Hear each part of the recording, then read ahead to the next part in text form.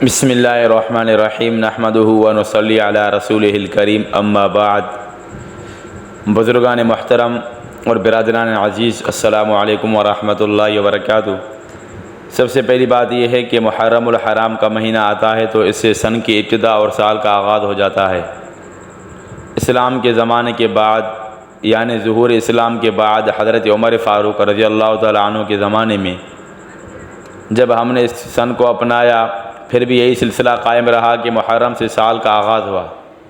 یہ بات میں نے اس لیے عرض کی کہ قمری دور اور قمری مہینے ان ناموں کے ساتھ اور اس نظام کے ساتھ اسلام سے پہلے ہی موجود تھے۔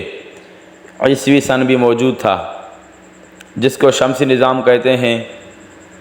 سورج کی گردش سے مہینوں اور سالوں کا نظام قائم کیا جائے تو اس کو نظام شمسی کہتے ہیں، اور چاند کی تبدیلیوں سے مہینوں اور سالوں کا نظام قائم کیا جائے تو اس کو نظام قمری کہتے ہیں۔ جب دنیا میں اسلام آیا، شمسی نظام بھی موجود تھا اور قمری نظام بھی موجود تھا۔ جبھی تو ہم یہ کہہ سکتے ہیں کہ جب حضرت عیسیٰ علیہ السلام پیدا ہوئے تو دسمبر کی 25 تاریخ تھی۔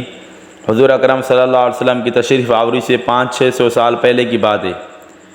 اس سے معلوم ہوا کہ شمسی نظام موجود تھا، ان کے یہی مہینے موجود تھے، اور اسی ایک مہینے دسمبر میں حضرت عیسیٰ علیہ السلام پیدا ہوئے۔ جب حضور صلی اللہ علیہ وسلم دنیا میں تشریف لائے، شمسی نظام بھی تھا اور قمری بھی تھا۔ اسی بنا پر کہتے ہیں کہ جب حضور صلی اللہ علیہ وسلم دنیا میں تشریف لائے تو ربیع الاول کا مہینہ تھا۔ سن کون سا تھا؟ خاندان قریش نے اپنا ایک سن شروع کیا تھا، اور ان کا وہ سن ایک سردار کے زمانے سے چلا آتا تھا، لیکن اس کے بعد اصحاب الفیل کا جو واقعہ پیش آیا تھا، چونکہ یہ ایک عجیب و غریب واقعہ تھا، لہذا انہوں نے اپنا سن تبدیل کر کے سن عام الفیل جاری کیا۔ عام الفیل کے معنی یہ ہے کہ اصحاب الفیل کے واقعے کو اب 1 سال گزر گیا، اب 2 سال گزر گئے۔ اس سے تاریخ لکھی جا رہی ہے۔ حضور اکرم صلی اللہ علیہ وسلم کا سارا مکی دور گزر گیا، تاریخیں یہی لکھی جا رہی ہیں۔ آپ کا مدنی دور گزر گیا، تاریخیں عام الفیل سے لکھی جا رہی ہیں، اور حضرت ابوبکر صدیق رضی اللہ تعالیٰ عنہ کے دور کے 2.5 سال بھی گزر گئے۔ عام الفیل سے حضرت ابوبکر رضی اللہ عنہ کے زمانے تک یہی سن چلتا رہا، لیکن حضرت عمر فاروق رضی اللہ تعالیٰ عنہ کے زمانے میں ایک واقعہ پیش آیا کہ ایک منڈی تھی جس پر شعبان کا مہینہ لکھا ہوا تھا مگر سن نہیں لکھا ہوا تھا۔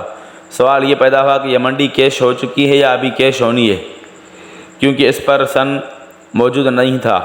حضرت عمر فاروق رضی اللہ تعالیٰ عنہ نے صحابہ کو جمع کیا اور فرمایا کہ بھائی سن لکھنا تو ضروری ہے، مگر آج یہ طے کر لیں کہ کون سا سن لکھیں، ابھی تک عام الفیل سن چلا آ رہا ہے۔